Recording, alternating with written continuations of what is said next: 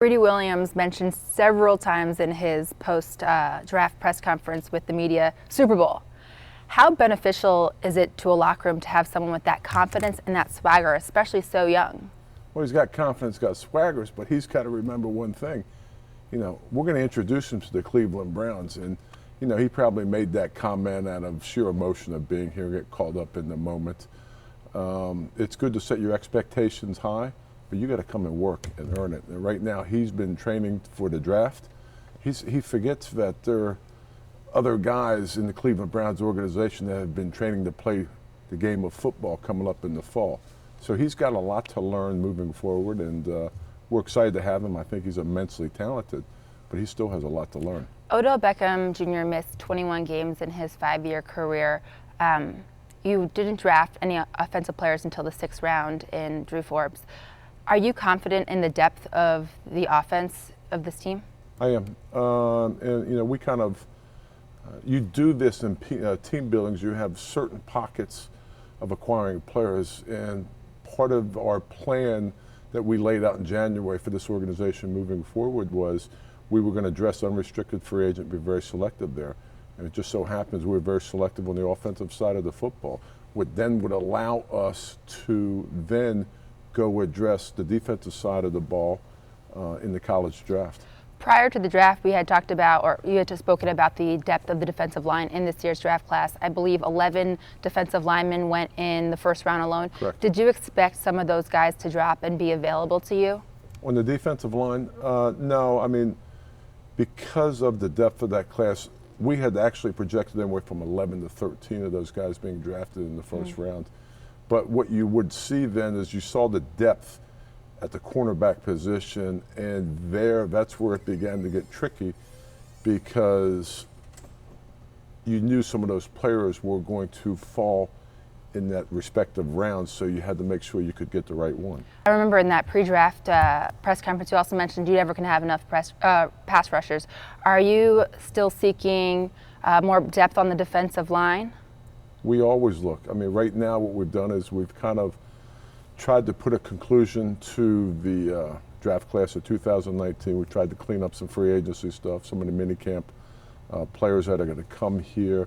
I met with the staff yesterday and we talked about, okay guys, it's time to turn our focus back on the pro side of things and begin to see what niches, what players can fit you know, our need base moving forward, and we're busy right now trying to attack that and see if there's anybody that we can see can shake out and maybe help this team move forward. The Akron Beacon-Journal is reporting that you're interested in Tampa Bay's Gerald McCoy. Is that a potentially good spot because they're in need of a running back and Duke Johnson has made his feelings known? You know what, Duke Johnson is a Cleveland Browns player, and I have high expectations for him moving forward. You signed Greg Robinson to a 1-year deal, and last year you drafted, or not, actually he was undrafted, Desmond Harrison. Each of them had 8 starts last season. Yeah. Do you see either of them as a long-term solution at the left tackle position? I think they're both really quality football players, and both of them have 8 games underneath their belt, and they have a offensive line coach that I'm excited to see how he begins to work with both of these guys. And you know, that's one of those situations. Well, let's see how things, let's see how things pan out here. You drafted a kicker in the 5th round, which is not super common. Why was he someone that you had to have? Well, because what we always said is we want to create competition. And I thought it was important to create competition at the kicking position. And why not take the kicker we thought was the best kicker in this draft to, I think Greg, I think Greg's a really good football player. And just to apply competition, that brings out the best in everybody. And that's a very important position to have really healthy, competitive, battles. I think it's really healthy. This regime, the roles and responsibilities, seemingly from my perspective, seem to be more defined. What role did the coaches have in this drafting process and assembling the roster, and how does the current structure allow this regime to be effective? Well, we have a very good working relationship in football operations, and everybody works very well, extremely well. Everybody knows during the process, everybody's had a chance to state their opinions, good, bad, or indifferent, but everybody's had a chance to state their opinion. But at the end of the day, we have to make it work what's best for the organization. and collectively everybody's in agreement with all the draft selections moving forward. And at the end of the day, it's a Cleveland Brown draft, and we're all in this together with one purpose. Baker Mayfield set a rookie record with 27 passing touchdowns in his rookie season. He gets to have the luxury of going into this year knowing that he's the starter. You put more weapons around him. You have a coach that he seemingly likes. What step and what progress do you expect to see from him in year two? I think in year two, I've always said that going in from your first year to your second year, you make exponential strides. Either if you had to put it in the measurement category, I'd say 20%, something like in that regard, because now they can, they can address the task at hand, which is professional football. They understand the surroundings. They understand the playbooks. They don't have to worry about it. They're not in catch-up mode. Now you can really refine your skills and then really work at your craft and begin to really study. I mean, just break down the films and get to know the complexities of other, opposing defenses. And it's just getting to understand professional football. I mean, the quarterback position is such a hard position to master. I mean, there's guys who have played that position for 12 to 15 years, and they'll still tell you, dang, if I'd only worked on this and worked on that. But, Baker's going to attack this thing in a proper way, and he understands there'll be ups and downs, but he's going to go and do the best he possibly can. I will remind you this. He is one of the first ones in this building every morning. He's in this building anywhere between 6:15 and 6:30 every morning. Tyrod taught him well. Yes, he did. I'm kind of curious your thoughts on this. So before you were here, they went through a very extensive, I would say, tear-down rebuild of the team to acquire picks. They were trying to acquire a lot of picks. 2016 draft, you look at that draft, of the 14 guys that they drafted, only 3 are still here. Mm-hmm. But within that rebuild, you did get Myles Garrett and you did get Baker Mayfield with those number 1 picks. Do you think that the team, in retrospect, needed to go through as much suffering or struggling as they did to get to this point? Could you have done it quicker?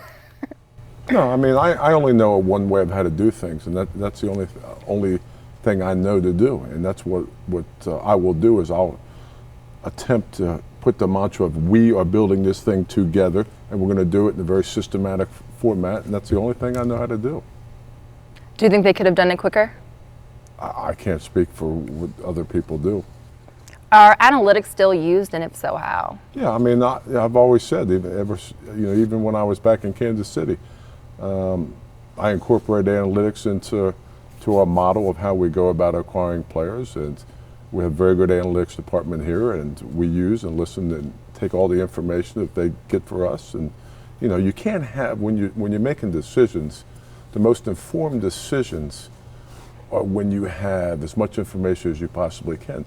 So then what you have to do is you have to digest through and you have to work through all the different variables of those pockets of information to make the best decision for the organization moving forward. When you look at the AFC North right now, on paper, the Browns have the best roster.